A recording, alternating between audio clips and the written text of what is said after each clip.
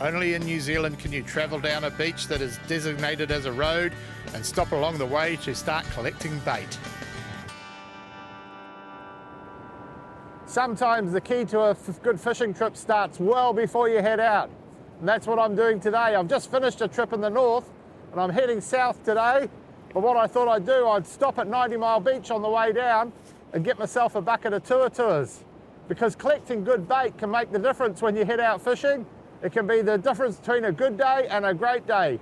And things like tours are great bait for fish like trevally, parori, moki, snapper. So it's always worth having some in your freezer. So that's what I've come to do, collect a few tours for my next mission. So the key to getting tours is you've got to come on the low tide. On a calm day, you don't want it too rough. You've got to keep an eye on these waves because they can knock you over. And you bury your hand in the sand about 6 to 8 inches and you feel the shell. And tours have a long tongue, which they actually dig down very, very fast in the sand, so you have to grab them quite quickly. I'll grab some and show you. And loosen up the sand until you feel the hard bits, and then just dive in and get them.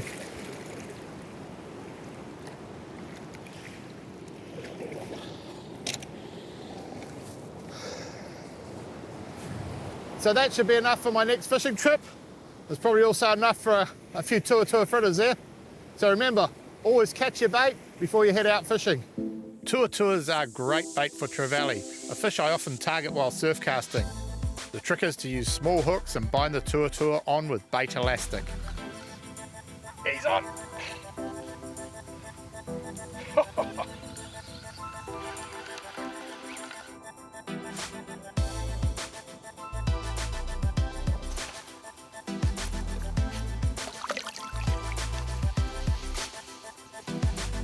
Wow, that's an awesome trev.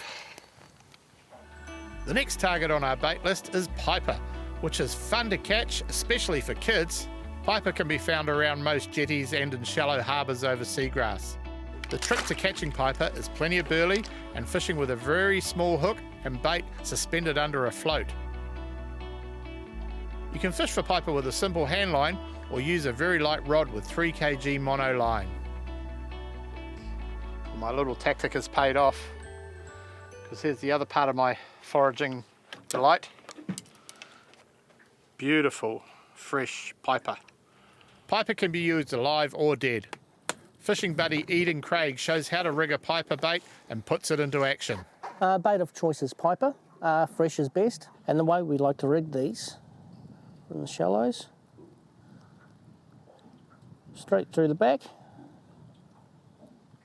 around once, and I like to set the hook, barb the hook, just through the top of the bony cavity in the piper's head. I see you've broken the bill off, mate. Yeah, we break the bills off. The snappers don't like the bills. We don't like paying bills. The snappers don't like the bills. Well, that's hook's set nice and firm in the head, isn't it? That's nice and firm in the head, that's not going to pull through. Like to leave a bit of gape there. Yep. And then the obligatory the old half hitch around the tail. Makes a huge difference for your bait staying on, doesn't it? And bait presentation too. Yeah, and we're only in a couple of metres of water. It's going to be a battle of the fittest. Yep. We're gaining some now. It's not too far away. Tide's right. Beautiful.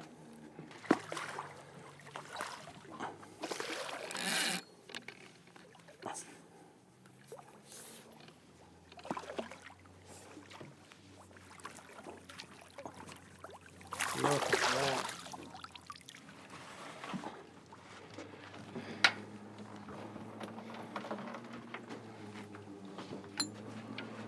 Rigging a live piper through the nose is the best way to rig them as a live bait, as Logan Baxter found out when we put one out on the downrigger.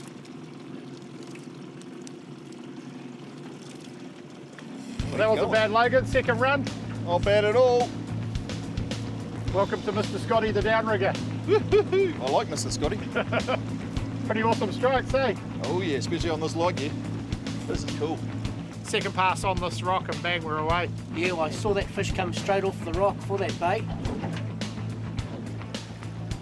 There he comes. Oh, It's a snapper. Big It's a big snapper.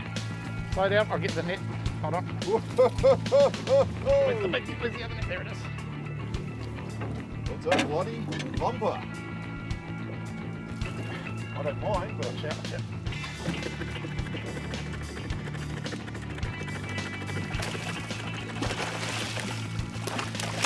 Slowly. Oops. Just lead him in. Wow. How was that? There's a turn up for the books. Eden was just talking about slow trolling and picking up snapper. Look at that, mate. Grab him out of there. mate. That's a beautiful fish. We were talking about this 5 minutes ago, how we used to catch on live baits and trolling lures at 2 or 3 knots. Good snapper would come up off the bottom, and look what's turned up. Coming up, we're catching skipjack tuna, or bonito as it's sold in the bait shops.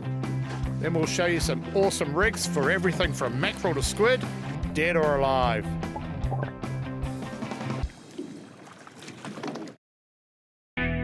One of the most common bait fish is bonito, which is really skipjack tuna. Whoa! That's one unhappy fish. Look at him go! Skippies can grow from a couple of kilos up to about 10 kilos. And that's a pretty respectable fish, especially when you're fishing on nice light tackle. I can tell it's a skippy because I can see the stripes. The other name for skipjack is striped tuna. Better put this one in the net. Look at that. Oh, he's a bigger one, all right. Look at that. Beautiful iridescent purple stripes on them. They're built like bullets. They're absolute speed machines, these fish. Magnificent to catch. You can eat them. You can have them as sashimi or canned, but they're not brilliant. So better for bait, I think. The best way to target skippies is trolling at about 5 knots with a small feather lure. So the third lure I'm running out is a little lead head, black and purple, one of my favourite colours. Probably the trick with this one, we're aiming at the skipjack again, double hooks. Skippies are common over summer and great fun to catch. Skipjack make great cut baits for deep water fishing, being very oily and having lots of scent. The best way to rig skippies for deep water fishing is on a dropper rig with large circle hooks. They will attract a wide range of bottom fish from hāpuka right through to tarakihi. Wicked, a gemfish. Looks very similar to a barracuda, but awesome, awesome food. Got very sharp teeth. There we go. Another demon of the deep. Look at the mouth on that. And here it comes. Oh, yes! One of the other fantastic deep water fish, and it's a beauty too. And a little friend. A beautiful tarakihi. Look at that. Salting bait will make it tougher, especially after freezing, and it's one of the best baits for catching a favourite winter fish. The bait, there's only one for me, salted bonito. We're using mustard demon 5-bar hooks here. They really, really work well. Probably the perfect size for gurnard.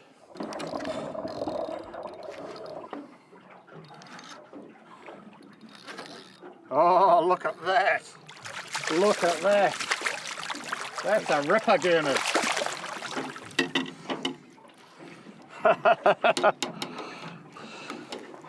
That is a beauty. Loving that. Biggest one today by a long shot. You call a lot of fish mackerel, but there are a few different species that all have similar habits and can be caught using the same techniques. I've seen some marks on the sounder that don't look like snapper, could be bait fish, so I'm going to drop some sabikis down, see if we can catch some fresh bait.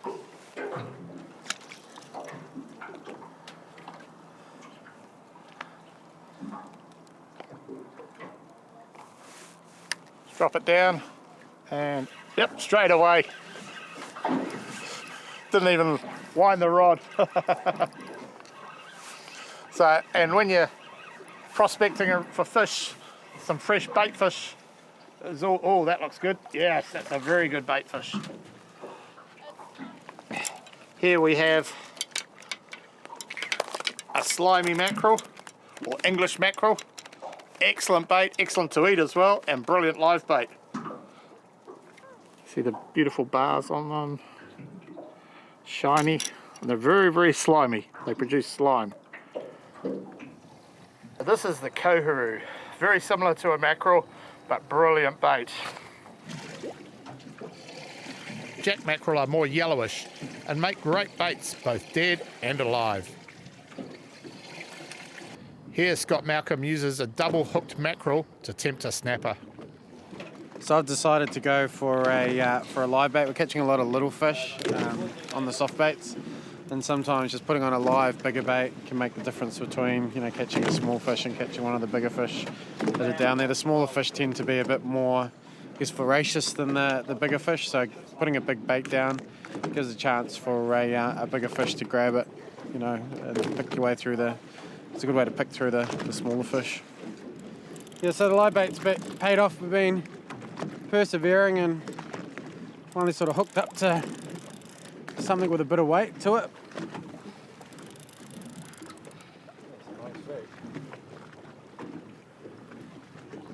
The VIP's got to be one of the best snapper bait rods around, doesn't it? It's a lovely action. The tip folds away, heaps of power through the butt section. It's a beautiful rod. Here comes.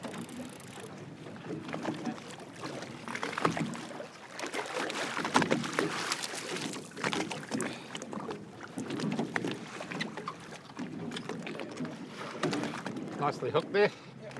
The rewards of catching a good fish surf casting or rock fishing are great. So he's just got a nice one. It can be frustrating if you can't get your bait to stay on the hook when you cast or when it's rolling around in the surf.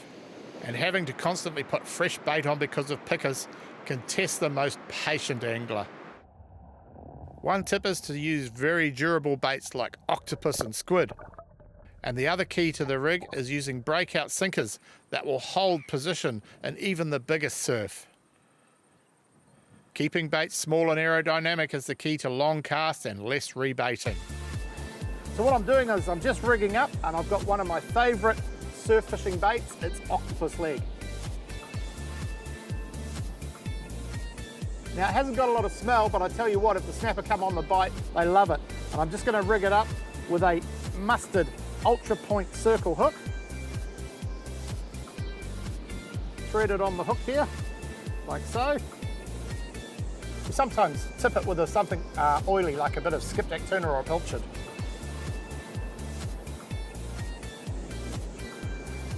Then I'm going to bind it on with some cotton, cast it out, see if we can catch some fish. Get the bait right, rig it properly, and you're well down the road to fishing success. Nice. Woo. Keep walking back, keep walking back. Careful, walk back. Don't want to lose it.